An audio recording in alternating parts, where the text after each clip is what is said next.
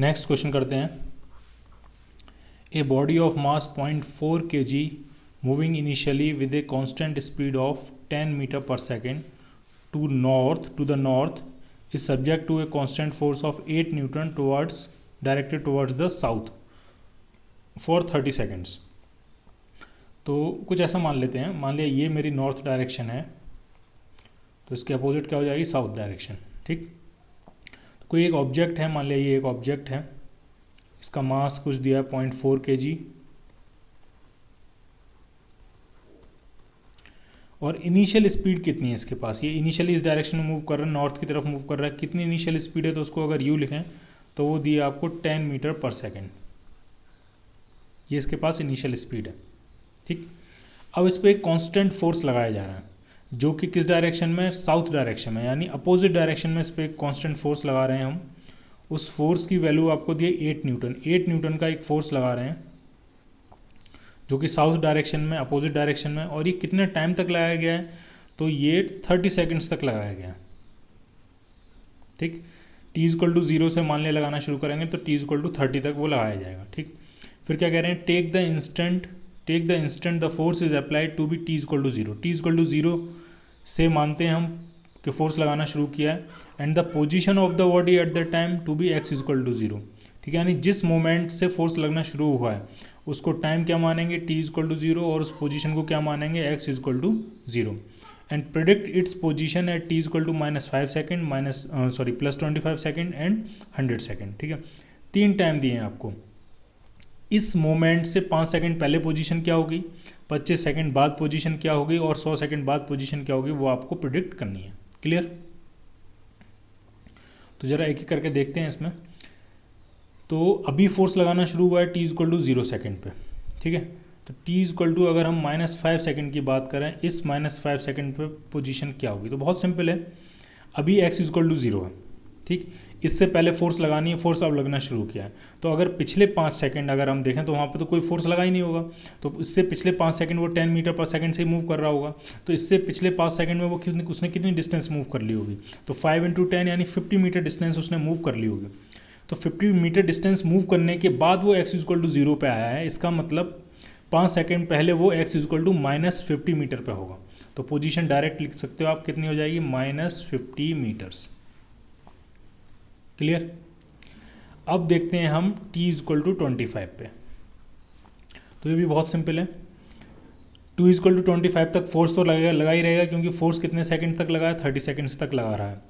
t=0 से लेकर t=30 seconds तक फोर्स रहा है, तो 25 सेकंड्स तक डेफिनेटली रहेगा कांस्टेंट फोर्स। तो उस फोर्स की वजह से रिटार्डेशन कितना होगा, तो रिटार्डेशन जो आपका आएगा वो हो जाएगा फोर्स अपॉन मास। फोर्स है 8, मास है 0.4, तो रिटार्डेशन आ जाएगा आपका 20 मीटर पर सेकेंड स्क्वायर, और डायरेक्शन क्लियर रिटार्डेशन की, इस तरफ होगा रिटार्डेशन। ठीक है, तो आपको x कोऑर्डिनेट फाइंड करना है, तो इक्वेशन क्या लगाएंगे, x=ut + ½ at², और कौन सी डायरेक्शन पॉजिटिव लेनी है, ये वाली डायरेक्शन जो है इसको हम क्या मानेंगे, पॉजिटिव। फटाफट सारी वैल्यूज पुट करते हैं। u कितना है, u आपका 10, टाइम कितना है, टाइम है 25 सेकेंड्स, प्लस हाफ a कितना है, तो a आपका लिखेंगे हम -20। -20 इसलिए लिखेंगे क्योंकि a की डायरेक्शन जो है वो अपोजिट डायरेक्शन है, और टाइम वही 25 का होल स्क्वायर।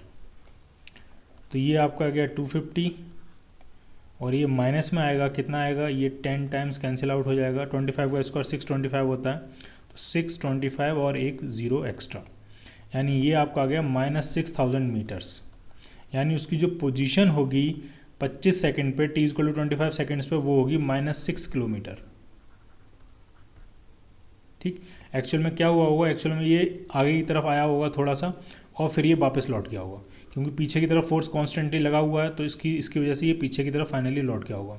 और 25 सेकंड में ये अपनी इस पोजीशन से कितना पीछे हो गया होगा, तो 6 किलोमीटर वो अपने पीछे इस पोजीशन से पहुंच गया होगा 25 सेकंड पे। क्लियर? अब जरा आगे बढ़ते हैं, अब देखते हैं 100 सेकंड पे। ठीक है, तो इसमें थोड़ा ध्यान रखना है, t=100 सेकंड पे अगर आप देखोगे तो इसको हम पहले ऐसा करते हैं, t=30 सेकंड्स तक पोजीशन फाइंड करेंगे, और उसके बाद फिर अगले 70 सेकंड्स की फिर से कैलकुलेशन करेंगे। क्यों ऐसा इसलिए कर रहे हैं, क्योंकि t=30 सेकंड्स तक फोर्स अप्लाई हुआ है, तो वो रिटार्ड करेगा या एक्सेलरेट करेगा, जो भी करेगा, इस फोर्स की वजह से उसका मोशन इफेक्ट होगा। तो 30 सेकंड्स तक फोर्स लगा है तो 30 सेकंड्स तक की पोजीशन पहले फाइंड कर लेंगे। उसके बाद फोर्स लगना सीज हो जाएगा। जब फोर्स लगना सीज हो जाएगा तो वो कांस्टेंट वेलोसिटी से मूव करता जाएगा। तो उसके अगले 30 सेकंड्स में क्या हुआ होगा वो भी हम प्रिडिक्ट कर लेंगे। ठीक, तो हम फाइंड करेंगे अब t = 100 सेकेंड के लिए। ठीक है, तो इसको करना शुरू करते हैं।